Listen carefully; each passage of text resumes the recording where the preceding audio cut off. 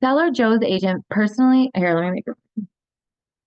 Seller Joe's agent personally delivered Mary's offer to buy his house. Joe said he would like to think about it for a couple of days. Later that week, without making a single change in the contract, Joe decided to accept Mary's offer and sign it. Then he addressed it to Mary and went to the post office and mailed it. Is the contract binding on both parties? A, yes, because Joe sent it to Mary in the email. B, yes, because all that was required was Joe's signature. C, no, because Mary hadn't received it from her agent. D, no, because Joe didn't give it back to his agent.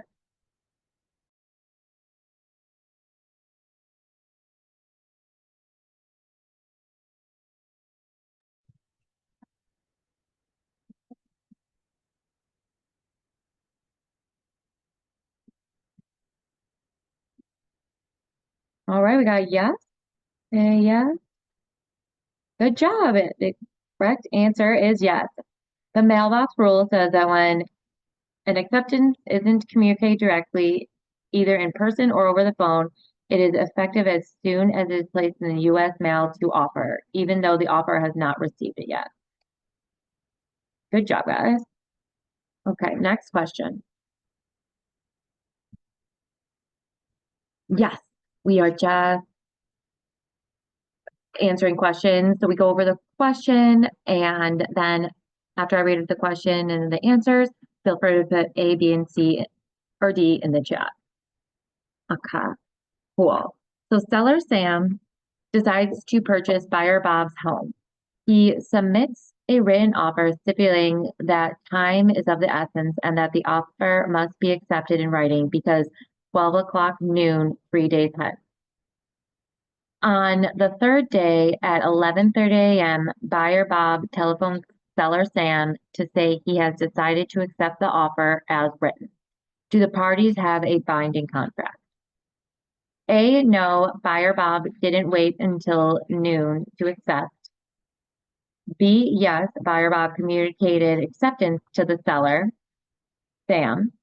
No, C, no, acceptance was not made in the manner specified. Or D, yes, Sam cannot revoke the offer.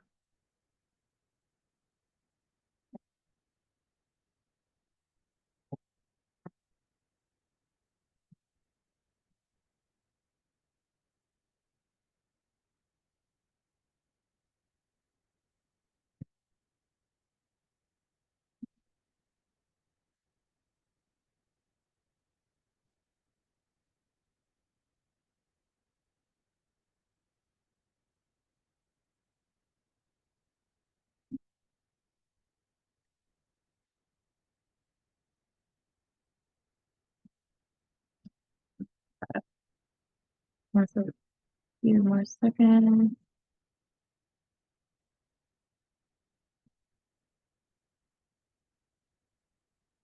Again, whatever you think is the best answer, don't worry about being wrong, because we're all learning.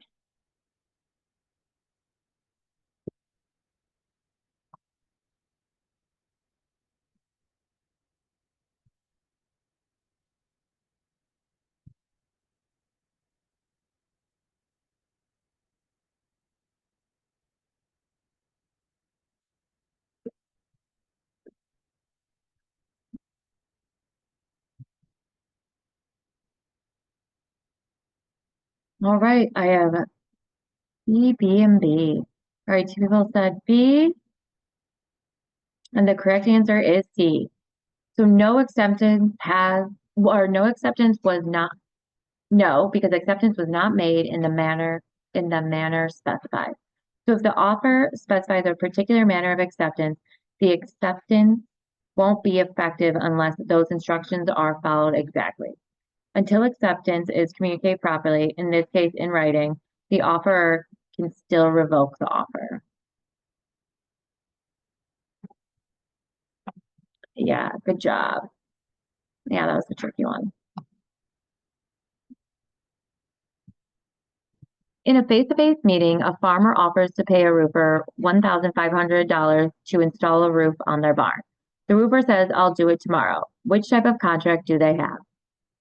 A, express, B, option, C, voidable, or D, unilateral?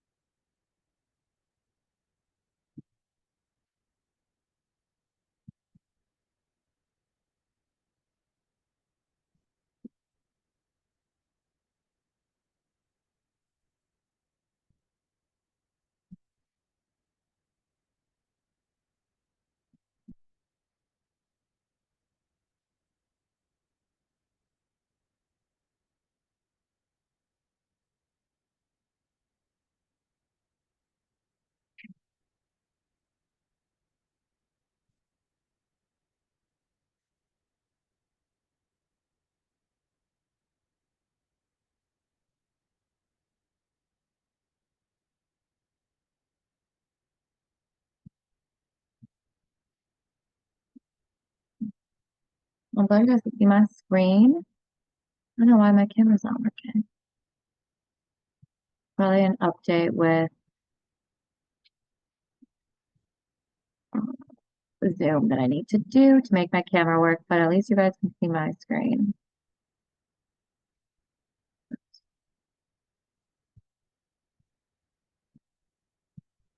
Okay, so express,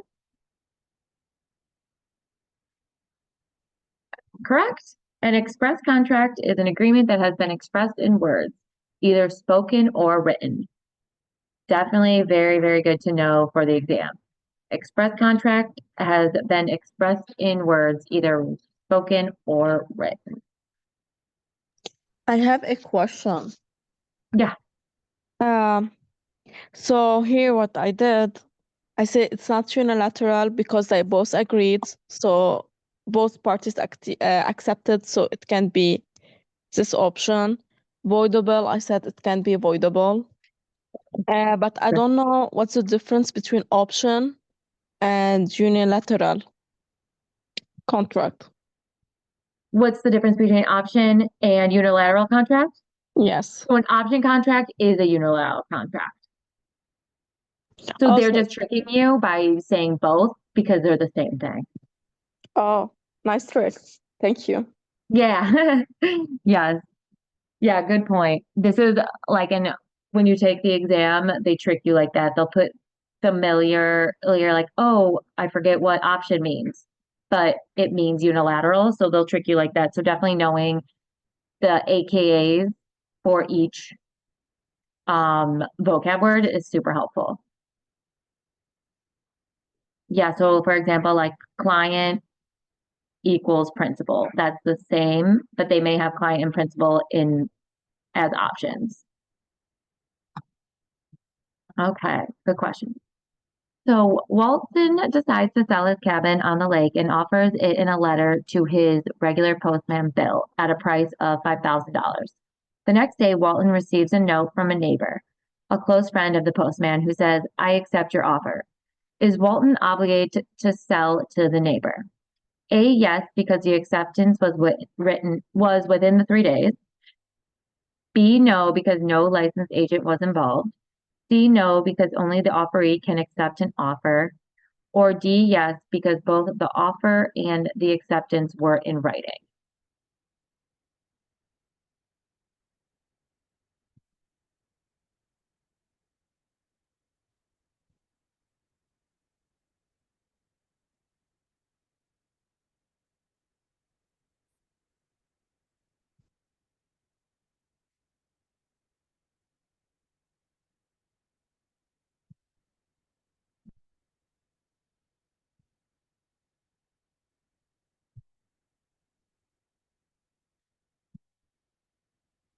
I'll wait a few more seconds so everybody can check it out.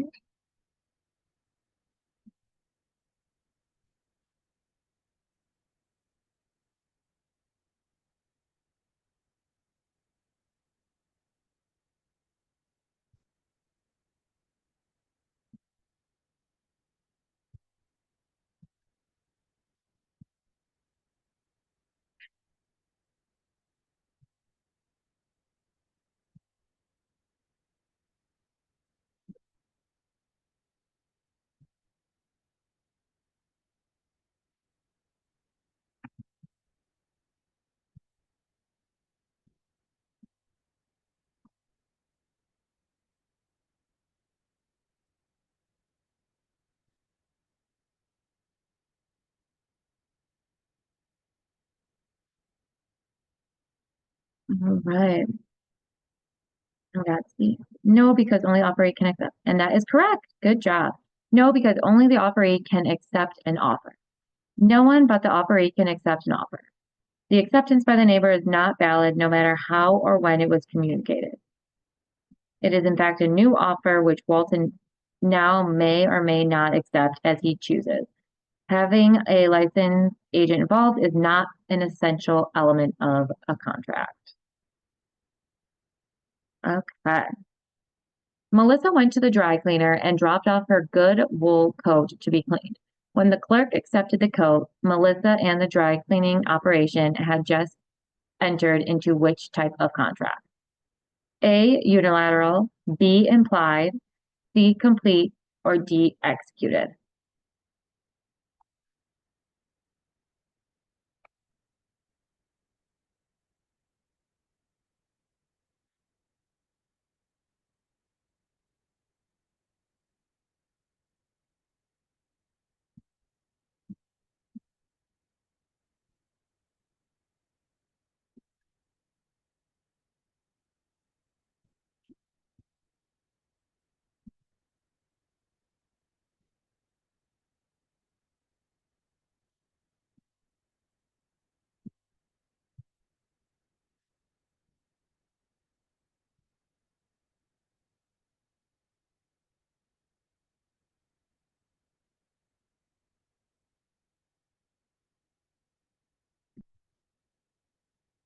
Here we go. A and B.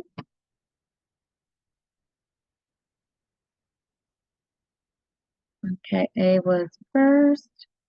Oh, yeah, this is a tricky one. A and B are right answers. So it would be B. An implied contract is an agreement that has not been put into words, but has terms implied by the actions of the parties. So Melissa expects her coat to be professionally cleaned in a timely manner, and the dry cleaner expects to be paid for its services. Whereas a unilateral contract binds one party but not the other. So yeah, that was a tricky one, but it is implied. So B.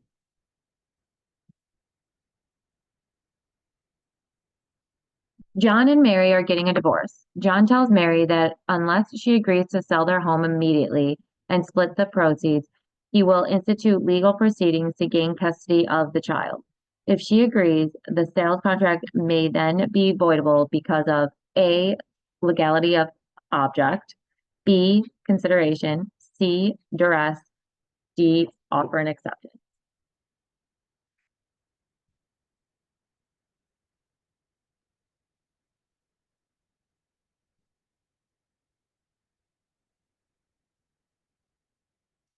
I did control C, so that's how to check.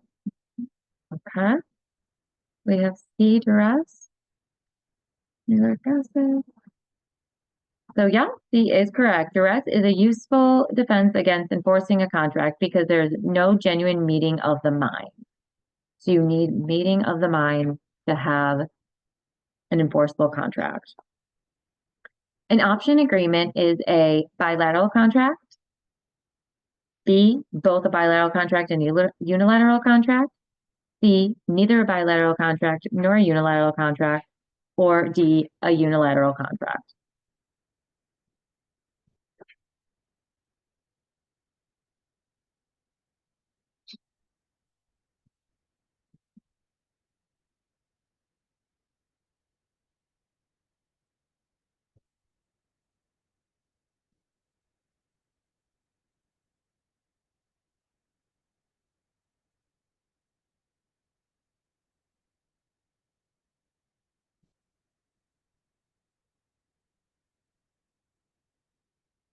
All right, we went over this, so hopefully it'll be helpful.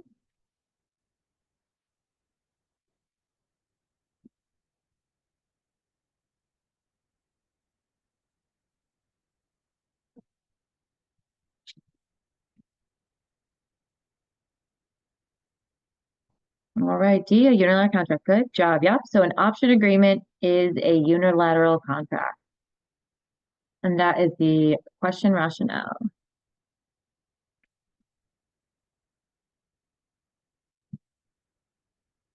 Adam and Jenny enter in an agreement wherein Adam will buy Jenny's house at the asking price if Jenny will install a new roof, and if Adam can qualify for a loan sufficient to cover the purchase. Until the roof is installed and the financing obtained, the contract is said to be A, voidable, B, executory, C, executed, or D, rescinded.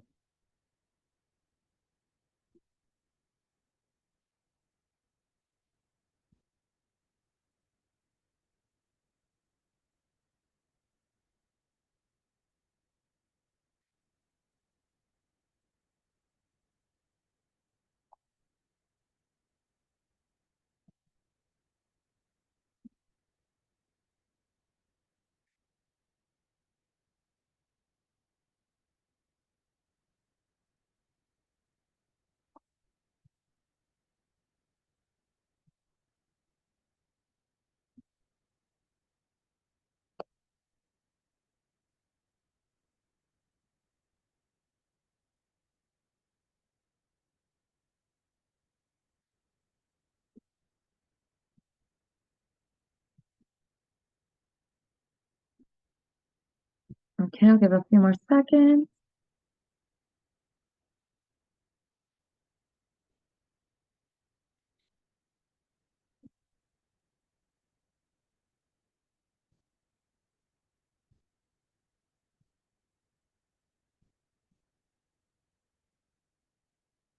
All right, good job. The executory. An executory contract is one in which the parties have agreed to the terms, but conditions still remain to be fulfilled by the parties. All right, good job.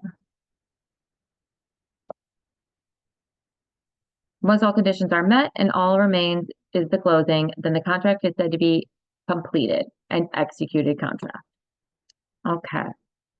Listing agent Jill notifies a client that she is bringing her an offer to consider from an MLS agent.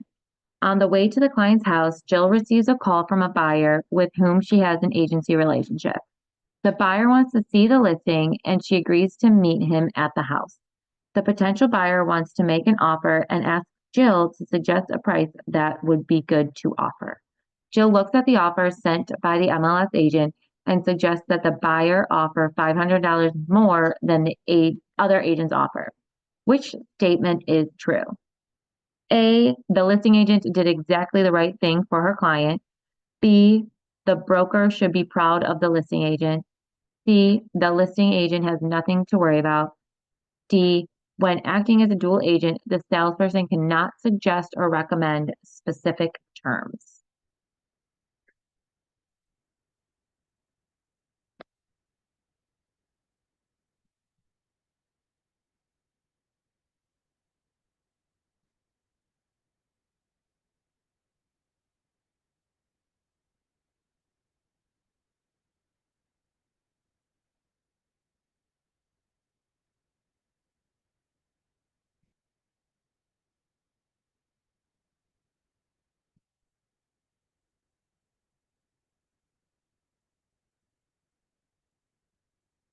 Okay, I'll give a few more seconds.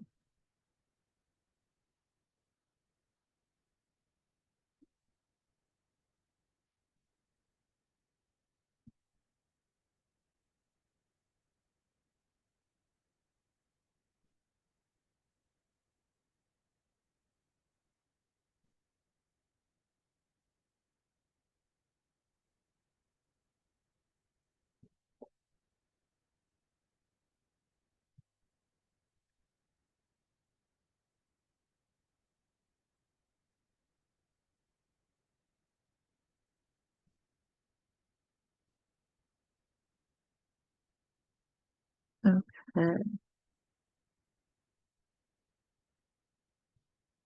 Good job. So yes, it would be D. When acting as a dual agent, the salesperson cannot suggest or recommend specific terms. As a dual agent, at least in the broker's case, that the listing agent cannot suggest or recommend specific terms. The agent was not acting with reasonable skill and care when she looked at a competing offer before advising the buyer of the price he should offer.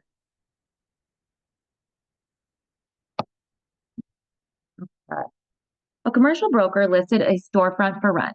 A tenant was procured. After the lease was signed, the owner refused to pay the listing broker. In order to obtain their fee, the broker could A, file a complaint with the Division of Real Estate, B, lien the property, C, sue in criminal court because the fee was $30,000, or D, sue for specific performance.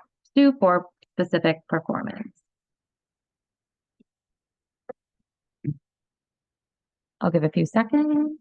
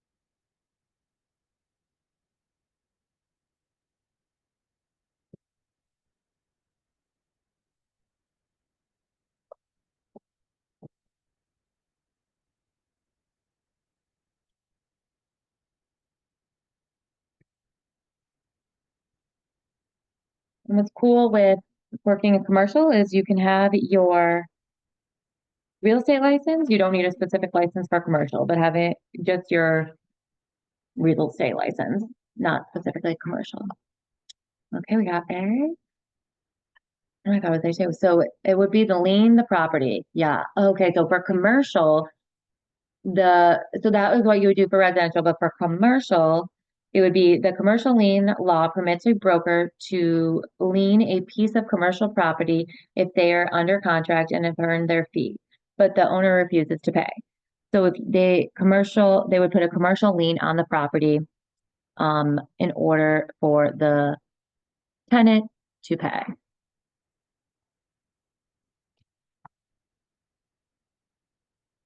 Okay. A buyer makes an offer subject to reviewing the results of a home inspection. After the inspection, the buyer is ready to move forward with the deal. Which does the buyer's agent need to do at this point? A, advise the buyer to renegotiate the purchase price. C, prepare an addendum removing the contingency. D, recommend that the buyer get an appraisal of the property.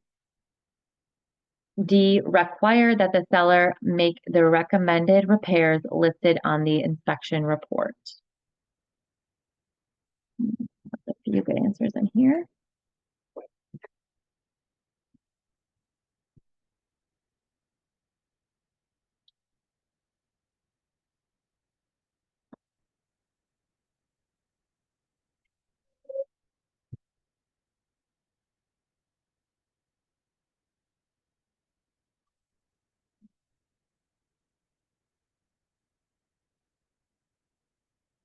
My dog just got back from a walk.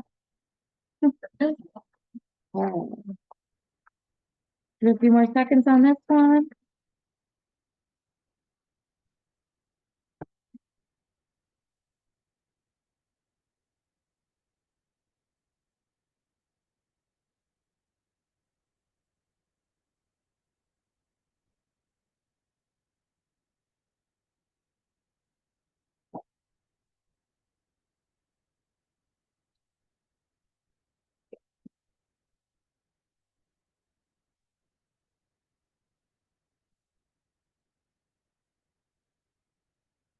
Okay, so this one would be B.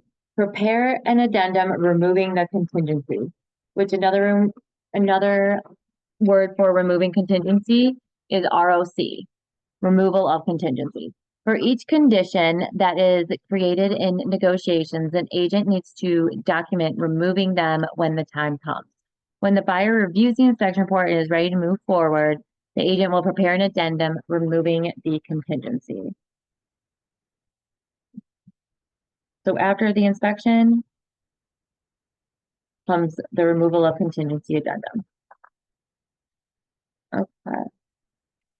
Broker Bruce is working for client Jim, who wanted to buy a lot from Tom. Bruce submits to Tom a purchase and sale agreement. It is signed by Jim and stipulates a price of $25,000, a sales commission of 6%, and closing within 90 days. Tom accepts the price, changes the commission rate to 5%, the closing period to 45 days, initials the changes, then signs and returns the contract to broker Bruce, who gives it to Jim. Is this contract valid? A, yes, the contract is in writing and signed by both parties. B, yes, Tom initialed his changes. C, no, the broker's commission is non-negotiable. D, no, there was no meeting of the minds.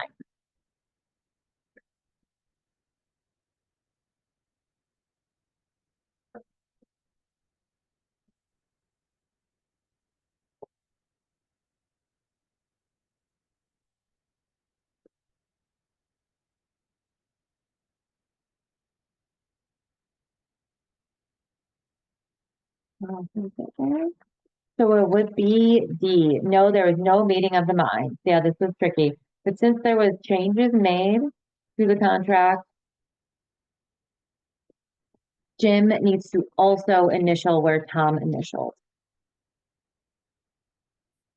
to the changes. So if any changes were made to the contract at any time, whether it be commission or purchase price, yes, exactly. It's like a counter offer. So in order for it to be an executed contract, the other party needs to initial the changes if they agree. Yeah, good job.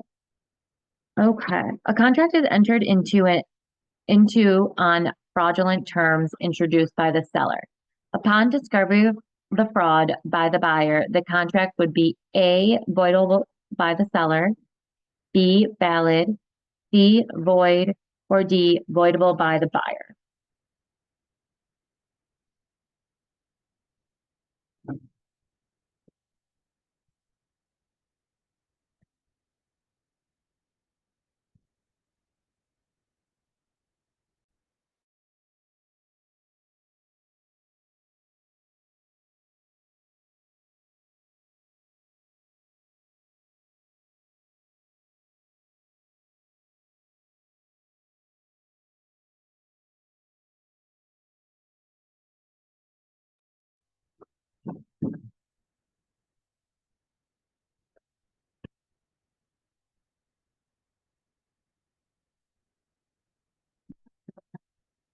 Good job. So yeah, so it would be voidable by the buyer.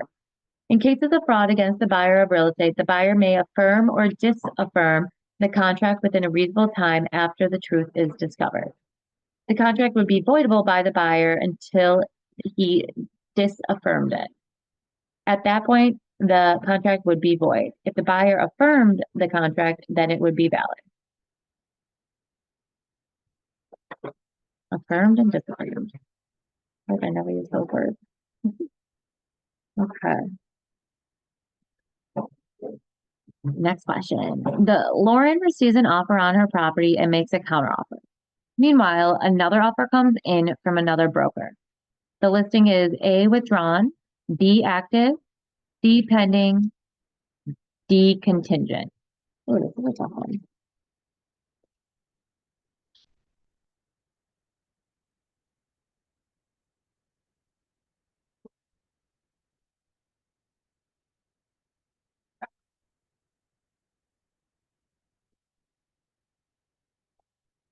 All right, I think it's zero two too.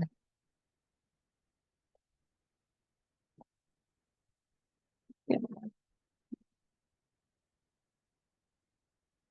Let's see. Okay, so it would be B. So only the seller can decide if he wants to withdraw the counter offer and accept the new offer, or reject the new offer and hope the first buyer accepts her counter offer. Okay, so exactly. So right now, she put a counter offer in, but we need to know when the buyer accepts it. So it's still an active property, so offers can continue to come in. That makes sense. So in any event, until the seller makes a decision, either way, the property is still available for sale.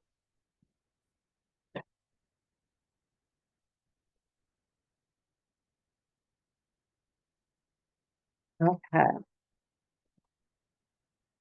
Which would a buyer prefer? Which would buy, oops, oh no. Okay, wait, sorry, we'll go back to the question. That was weird. Which would a buyer prefer, land installment contract or purchase money mortgage? A purchase money mortgage, B, a land installment contract, C, either as both convey equitable title, or D, either as both convey legal title.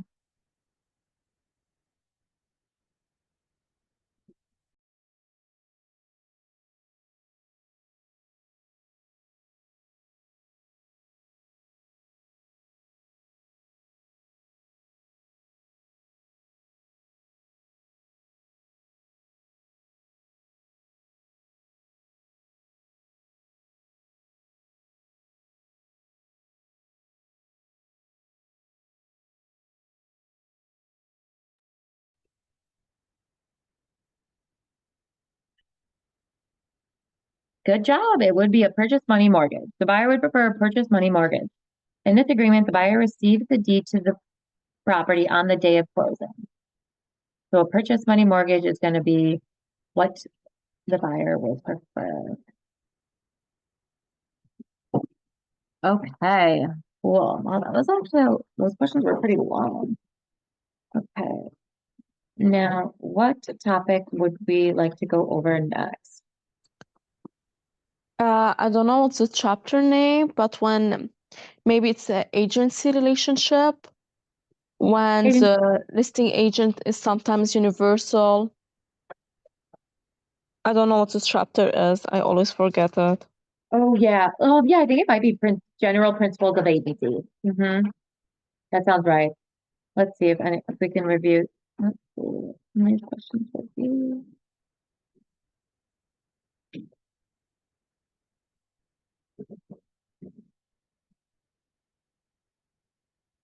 Yeah, I think it would be in this one. But if it's not in this one, then I think we'll try the brokerage relationship one too. Okay. So if a buyer client of a broker wants to purchase the property listed by the broker, which of the following is true? A, the broker must refer one of the parties to a different broker in order to avoid a conflict of interest. B, the buyer and seller must give their informed consent in order for the broker to represent both of them in the transaction. C, as long as the listing salesperson and salesperson representing the buyer are different, no disclosure is required since there is no conflict of interest. Or D, the buyer agency must be terminated before the sales agreement is entered into. This is kind of tricky.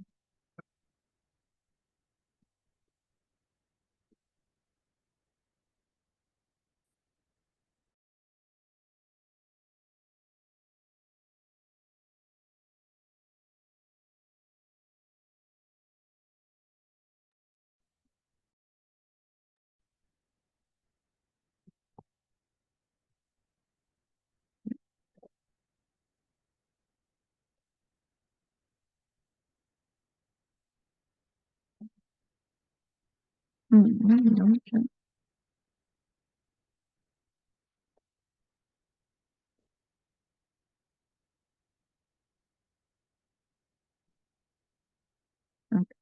Okay, B is correct. Good job. In order for a broker to represent both parties as dual agent, they must both give consent. So both parties need to agree that they're using the same agent.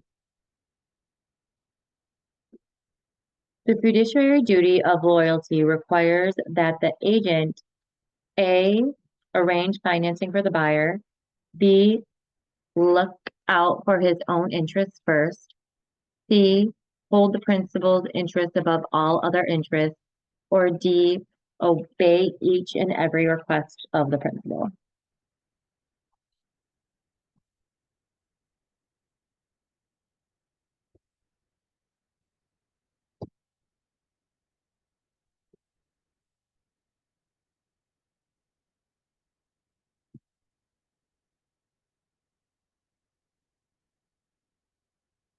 C is correct. Hold the principal's interest above all other principles or all other interests. So principal equals client, client equals principal. So you know that they're both the same thing.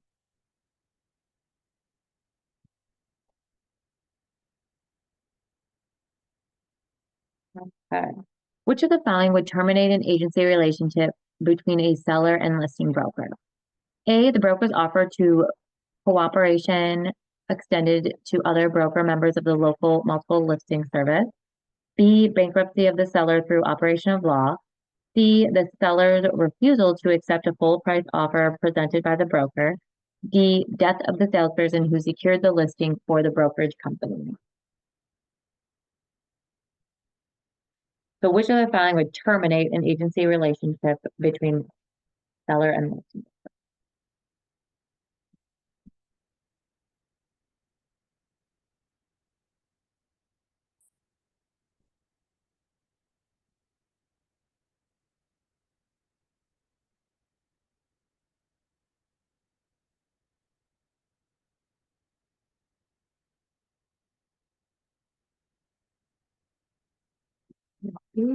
B is correct. Good job. Agency relations may be terminated by an operation of law such as foreclosure or declaration of bankruptcy. Death of the salesperson does not terminate the relationship because it's between the seller and broker. Good job.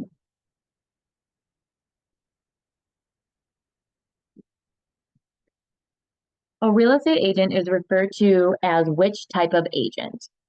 A, general, B, special, C, universal, or D, limited? Oh, good. So this we are in the right section.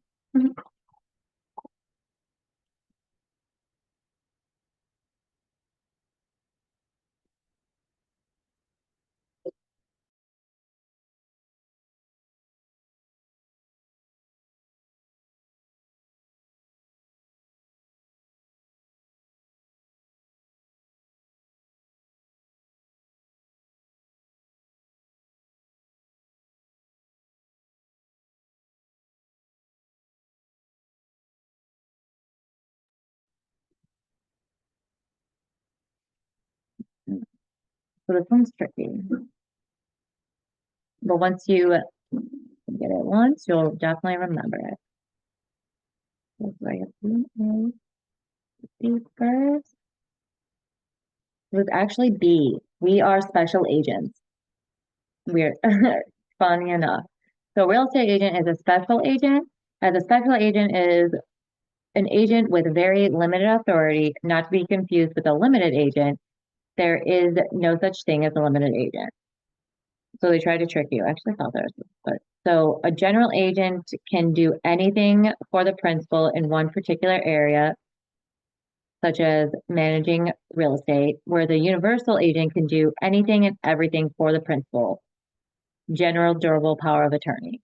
So a POA is a universal agent. Managing real estate is going to be a general agent, and a special agent is a real estate agent or a salesperson. So, question as far as that one. Mhm. So, basically, a special agent is the same thing as like limited. They just Limited isn't a thing. right. Yeah. Okay. Uh-huh. But Right. it's the same. But it's the same thing as like special though. Exactly. Yes. So if the question said something like, who is an agent with very limited authority, that would be a special agent. Right. Okay. Yeah. Yeah.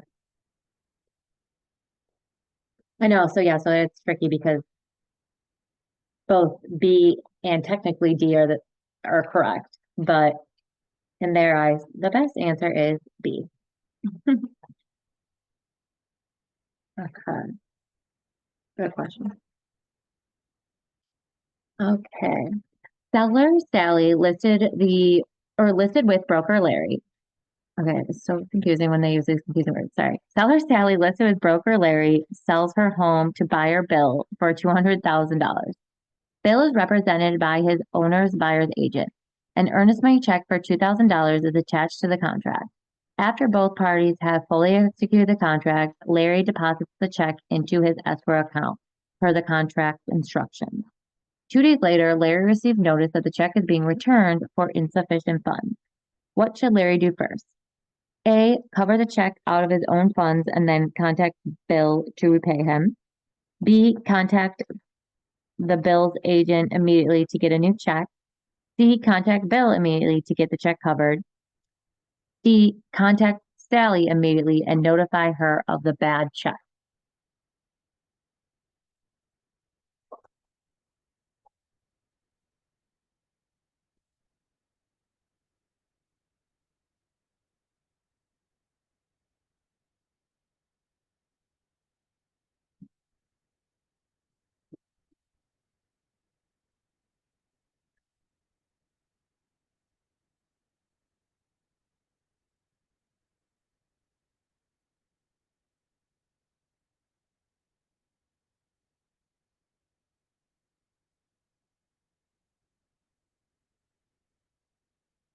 All right, good job. Exactly. This was a tricky one. Yes, D is correct.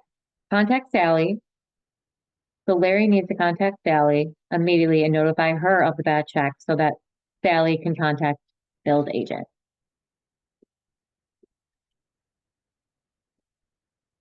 Perfect. Two brokers get together at a breakfast meeting and decide they will each agree to work in certain geographical areas of the town. What statute has been violated?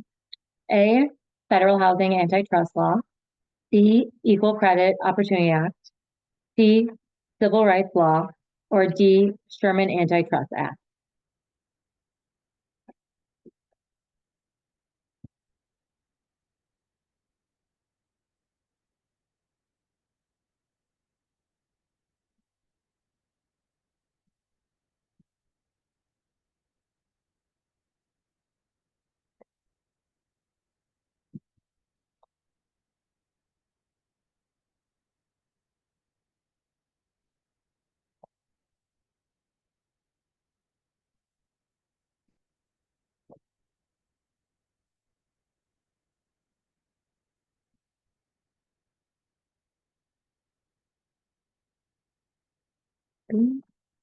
So it would be D.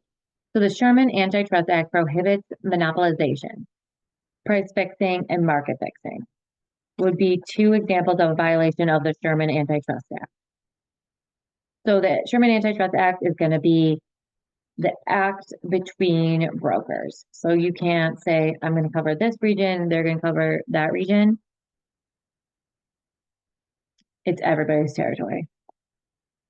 That would be price fixing and market fixing.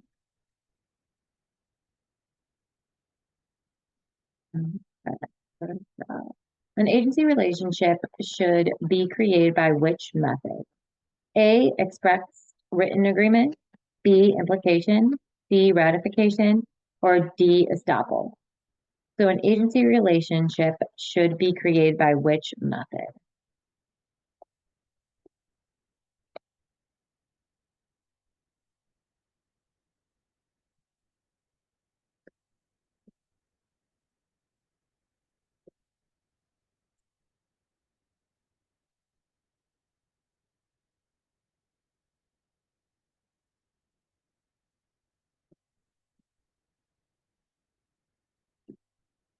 Good job. A is correct. Expressed written agreement is going to be an agency relationship should be created by that method. An expressed written agreement. The fiduciary duties of a COLD include accounting, loyalty, obedience, all of the answers listed. So A, accounting, B, loyalty, C, obedience, and D, all of the answers listed.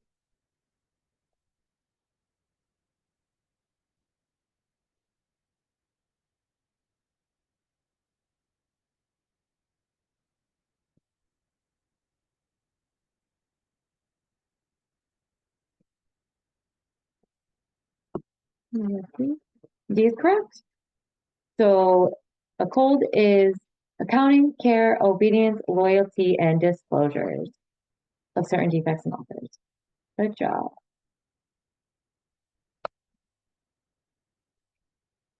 A seller instructs a sales agent not to disclose a defect hidden behind a paneled wall.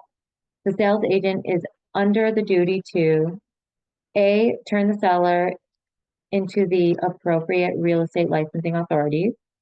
B, not follow the instructions of the principal in this matter and to possibly void the listing.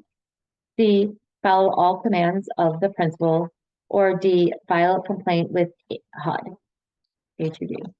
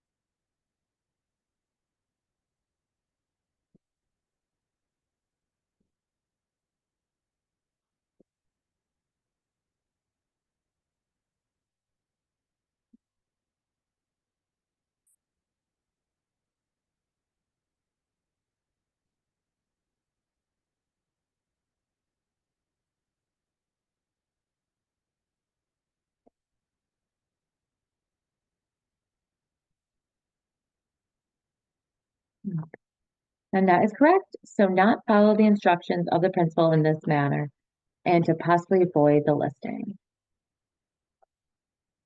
Good job. The best description of principal is A, a customer, B, an owner of real estate, C, one who employs a broker to represent his interests in matters of real estate, or D, a landlord.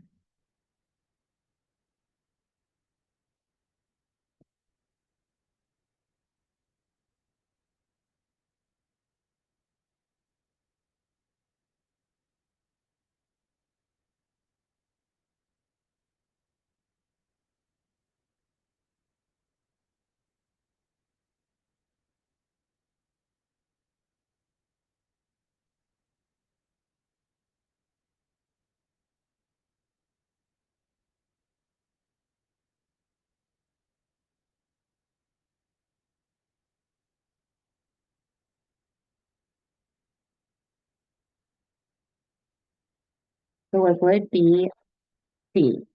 So a customer is someone who has not employed a broker, whereas a client and a principal are the same thing. So an agent represents the principal, therefore owes a fiduciary duty to the principal. An agent works with, but not for a customer. So it's a potential principal or a potential client. Before they become your client, they are a customer. When they sign an agreement for you to represent them, then they become a principal. Good job.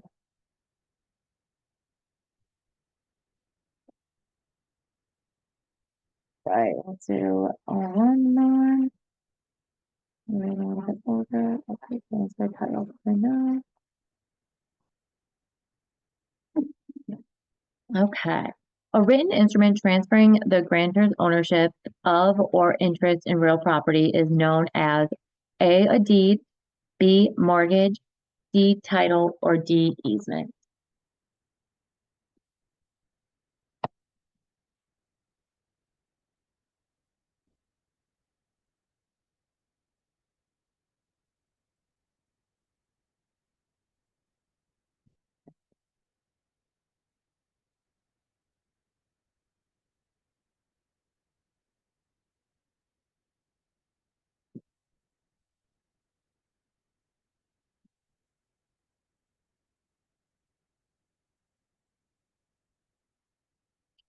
Oh, I was debating between A and D. So this one would be D. So It would be D because title refers to the actual ownership of the property and a deed conveys title. Oh, that was tricky. So basically A and C are correct, but they're saying D is the better answer. When they use the word grantor's ownership, that will be the clue of D. Anytime grantor, think of grantor, a deed is involved. Yeah, that was a tricky one. Okay. On a closing statement, a new mortgage loan is usually credit to the buyer, B, debit to the seller, C, credit to the seller, D, debit to the buyer.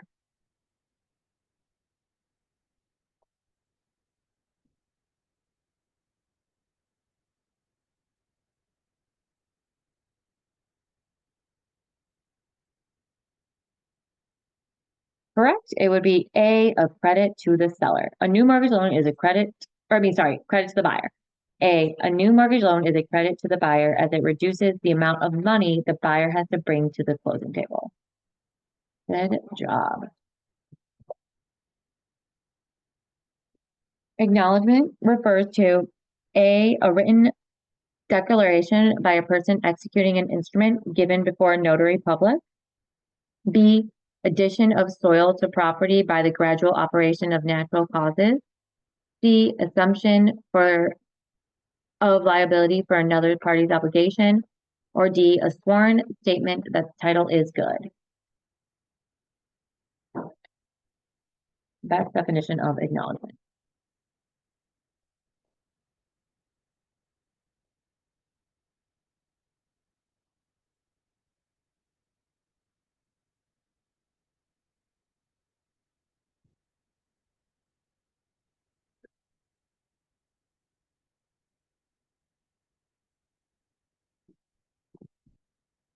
A is correct. It would be A.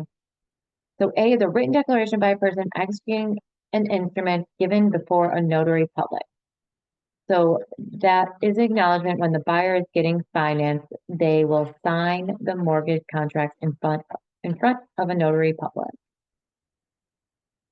Good job.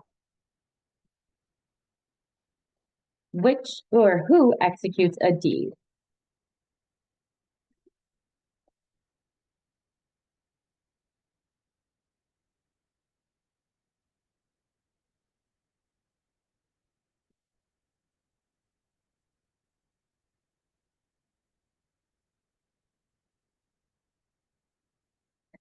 The name of notary to type the deed.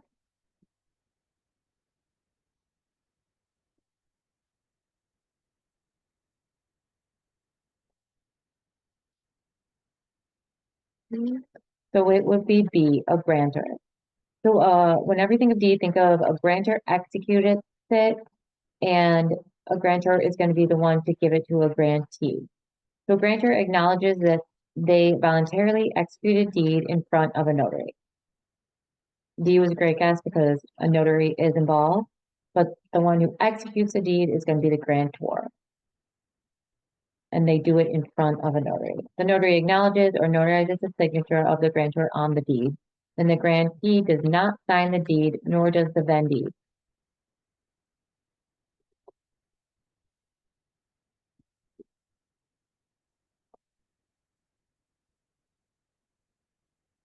The grantor passes on the deed, they would pass it on to the grantee.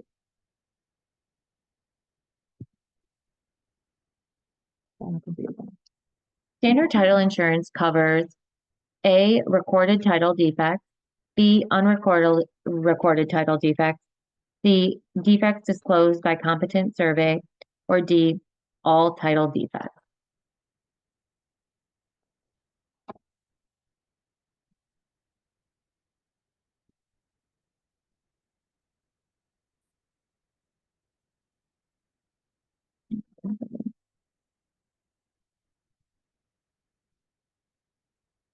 B.